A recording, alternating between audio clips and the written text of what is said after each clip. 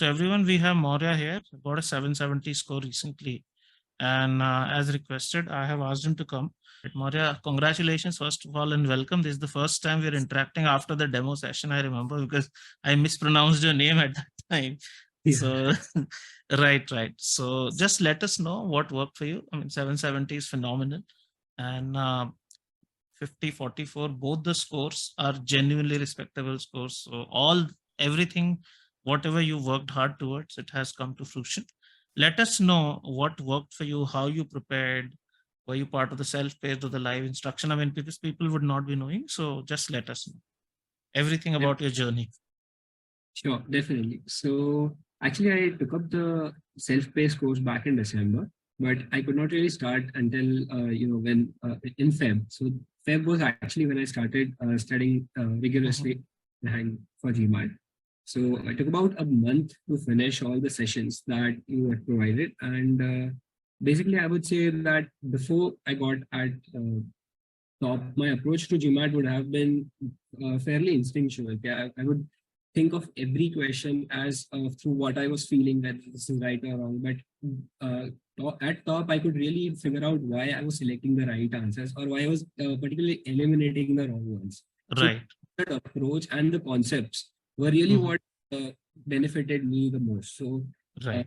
Knowing why wrong answers are wrong, because I used to think about finding the right answer of the options. But because of top, even in at this attempt, my whole focus was eliminating the wrong ones. So yeah, that was different completely. Right. As well as I think the whole process that was provided, the Excel sheet that was provided, telling me which steps to take, like which videos to go first, then the next, and the further. So I think that complete structured approach, first of studying and then of practice, is something that really benefited me. Took about around 9th March or something, I finished all the videos, and after that I started my practice. And in fact, I started the Know the World videos after 9th March. And those were something that was like completely out of this world. I'm going to re-watch all those videos. But Know the World was something that really motivated me to go further and beyond. Because till before I joined top, my aim or goal would have been 730, the Harvard median score. I would aim that if I get that, then I'll make my profile somehow so beautiful that I'll get there. But after joining top, especially after looking through your videos and everything, not only my goals changed, but what I wanted to aim for, what I wanted in life, and even my whole perception of it completely changed. So I think overall, not only from a perspective of GMAT, it has benefited me in other ways as well. Superb to know. And what were your challenge areas? And I used to say in the beginning, I think a lot of emails from you. Towards the end, there were not too many. So what areas were you struggling with, and which faculty member did you reach out to? Just tell us, please. Definitely. So actually, initially, I had faced a lot of trouble with CR because connecting the logics, and especially when the answers are very subtle. So it was a troublesome journey for me in that particular domain. With SC, I would say that once I got the concepts right, I used to make some mistakes, like I would consider preferences first. Like that was a clear-cut deal that you have to look at, but I used to make those silly mistakes. So I had to pinpoint as to what I'm looking for first, and then so again, like the whole process of solving an SCI I had to ingrain it inside of me. So that was another thing. Quant, I think I was pretty comfortable with, coming from an engineering, having given IIT, JW and all. So I think quant was something that I was not really struggling with, but to maintain the the level that I was at and maybe improve as I was practicing through mocks, all the PDFs that were provided. I think that it was because of that I could keep my composure even in quant. During this attempt, I think I felt that quant was a little lengthier than usual. I had to thought for some reason, I don't know why, but I could maintain my composure because I had done similar questions before and so it felt pretty natural. Then finished it within time, so that wasn't a problem. RC, I think that was a completely different approach that I changed. Like Octave, And initially I had to, consciously put effort after octave. Like I had to really focus onto the tone and everything. But towards the end, it was much more ingrained in me. I could figure out that, yeah, this can't be the answer. This is completely out of scope, or this is it's, too extreme. So yeah, even on the day of the exam, I would say that most of the RC questions I had I had to solve through elimination. Some were really subtle, but the others were pretty, natural and normal. All right. In terms of the content, which all stuff did you go through? Did you go through the 700, 800 series and the portal and mocks and so on? Or did you selectively study some of the areas because you were already good at those? So while I was going through the videos, I did not let anything go, because I was sure that this is going to be the attempt that I'm going, getting it. I'm getting it completely done. So it's better that I go through all the concepts. I did all the post-work and the pre-work without I did religiously. So in the preparation part, I would say I never really skipped. But after that, in practice, I first focus on the 700 to 800 questions only. So I felt that maybe since I am at a level, maybe I can, if I do the harder questions, maybe I'll get through quicker. Right. But that really didn't work out for me, I'll be really honest. So even in my mocks, my performance was a bit hazy after that. So I had a word with Jignesh, and he suggested to go through, some of the LSAT papers, and even focus a bit more on the topic-wise questions as well. Right. I had finished some topic-wise sections, but some of them were still left. For example, weak and strengthen were half of them were some left, so I could use those later on. Furthermore, I even had the LSAT papers which I had not touched till then, so did that. And particularly on the side of mocks, I think initially I was really scared of the top mocks, because one or two of them went really wrong in my case. But soon I realized it was much more because of the thought process that I had, that this is very etc., that I'm not being able to put that real effort and that religiously do the paper and focus on the paper itself instead of the outcome will be. So to change my approach towards my mocks as well. But all in all, I think I had to do basically all the tougher parts eventually. Like, I had to do the LSATs. I had to I had to, do the top mocks. I even gave some about 16, 17 top mocks. But when I had to, but they really, those are the things that mattered the most. Those are the things that made the biggest impact on me. All right. And tell us about the exam day. And did you find anything unusual? And was there any anxiety, or was it a smooth affair for you? Let us know. I would like to focus here that it wasn't a smooth affair for me, not only the exam day, but the whole journey of giving the exams overall. I had to learn how to compose myself. I had a sort of a bit of a problem with attempting verbal specifically. Quant and AW were never a challenge really, but verbal was something that I used to struggle with a lot.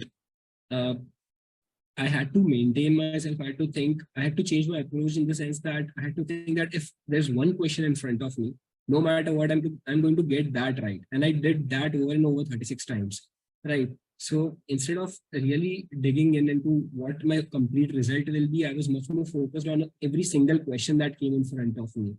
Right. That is something which,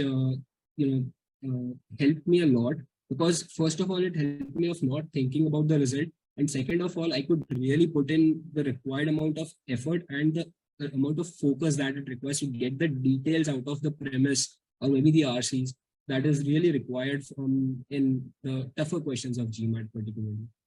Right. But nothing unusual or something unusual on the exam that you saw? Not in terms of questions. No, nothing in terms of questions or anything. Like, they were all pretty straightforward. Like, I could easily capture them. But yeah, just on the front of composure. Composure. I think that's only what troubled me the most. And we always say that one question at a time matters. Probably Deep has also replied to you maybe once or twice. And so that is his one particular philosophy. He says that you're doing 36 questions, but one at a time, and you forget the whole word. I think that's really nice. And I'm very happy that you could trust that process, because obviously when you're prepared before and we come with some experience, there's always a certain amount of skepticism कि क्या ही हो जाएगा different. I mean, you also come that, oh, you see other people's results, you see some recommendation, you come, but that faith is not immediately there until you see the results see the process. But having gone through everything, can you tell other people, everyone listening in, what are the 2 3 things they must not do, and what are the 2 3 things they must do, so that the preparation remains within a time span and it gives them results efficiently and faster? Yeah. Sure. So I would like to start with what you should do. It's that the first thing that I would like to focus is that, obviously, as I just said, just trust the process, whatever your mentors and everyone is saying, because uh, once I came in touch with Jignesh and his whole approach, I had seen his testimonials before, and so I chose to trust that person and trust. Like, I believe that that was the reason. Once I put in the efforts into whatever he said, it really worked out.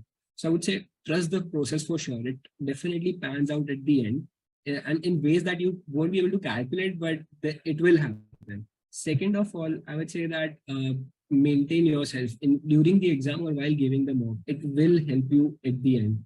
If you are a person who really jitters or something that causes you to lose focus, it is something that has to be worked upon, because in the GMAT, it is a stressful place. You might get an easy question, but because of that loss in focus, you might miss that question up, and it would end up eventually in your result. You should compose yourself in the do's, and in the don'ts, I would say don't give up on those things which you feel are tough.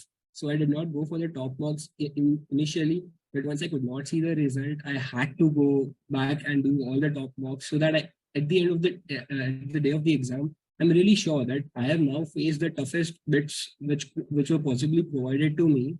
So there's nothing else that I could have done. Right. Served on the platter. I have had it, and now I know the taste of it all. So I have to just now go and. So a couple of things what he said, let me summarize. One is obviously trust the process. The other is compose yourself. And the third thing that you shouldn't do is that you refrain from doing the tough questions. Just embrace them, is what he's saying. Okay, so one thing that everybody, I guess, would like to know, how did you compose yourself? Because you said compose yourself, but it doesn't seem that easy an answer, because if I have to answer, I still don't have an answer after so many years of teaching.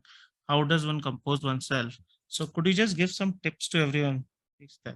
Definitely. So the route that I took up to compose myself, first of all, was it's the old Indian traditional thing that you go a bit of meditation. That was something that really helped me. Outside of my prep, I used to give 15 days to meditation. And how that helped me really was that while in exam or while in a mock, after every 10 questions, I used to lose my focus a bit, or I used to have some sort of, I used to rush through things. I would have the tendency to start rushing. So at that time, I would take a small breath. I would take a step back, take a breath, and come back with a calm and relaxed way. So I think that was something that worked for me, that taking a deep breath and stopping for a while and that coming back. And that while was just, the 5 seconds, but those were enough, because in that situation, you don't really measure the time, but it's about what really turns out. So that was my way of composing myself. It worked because superb. Is there anything else that you did? This definitely works when taking a deep breath from time to time. But is there anything else specifically as well you do? I would say doing this persistently, because anything else I would say that I just practiced and I consistently. So because those two things were happening together, it became a natural habit to me. Like I could do it. Superb to know. All right, Maurya, and please, what is the overall takeaway from the Know the World series? Because a lot of people actually are in a dilemma whether they should watch it now or they should do it later, or when. So because you did it between your GMAT prep and you're starting to study, like concept building and practice phase, around that midpoint you did it. So how has it really shaped you, and how has it changed you as a person? You said it has changed, but still, what is your take on it? Let me know, please. Definitely. So I would say that earlier I had a focus on GMAT as to getting a score and just deciding what happens after that. And my whole focus was around getting an education, but there were no concrete reasons per se, right? That because I've just graduated out of college, so having those big core reasons as to why you want to do things. And even particularly, I have also decided into what field I want to go because of know the world. I did not read books initially. Like I used to read when I was a bit young, but after this JW and all this college part, it came down. So once again I got motivated for that. And the main thing is that know the world. First of all, obviously, it motivates you a lot. It motivated me a lot, particularly the session 5 and 6. I still remember there were some things around how a human brain functions and everything, and it helped me have more control over myself, which helped me Right. not my GMAT, but to make decisions overall in life. And I'm sure that I will watch those again because you can't get all the learnings of those 30-40 hours of videos in just one watch. I will go through them again. But my main reason of going through them is that the perception they build, I had a different view of the world in the sense that, first of all, I did never gave much respect to history or things around those because I used to think that what's gone is gone. But after know the world, I have a perception of what I can learn from them, how things are connected. Whenever we talk about Steve Jobs, it's about connect the dots or something like that. But what really is connecting the dots? So all of this I got out of know the world, and how they helped me in my GMAT, as I said, that they really helped me make decisions quicker. Right. I knew that I had to stay calm. I knew I had to do tougher things, but to take those decisions and take the step ahead, I know that you have to go for it. I think know the world helped over there in my case. All right. Thanks a lot, Maurya, for joining in that case. All the best for your applications. Get in touch with our admissions team if you're not already in touch, and they'll continue to guide you. Right. Sure. Bye-bye. Thank you. Thanks Thank you, you. Sandeep. Yeah. Bye. Bye-bye.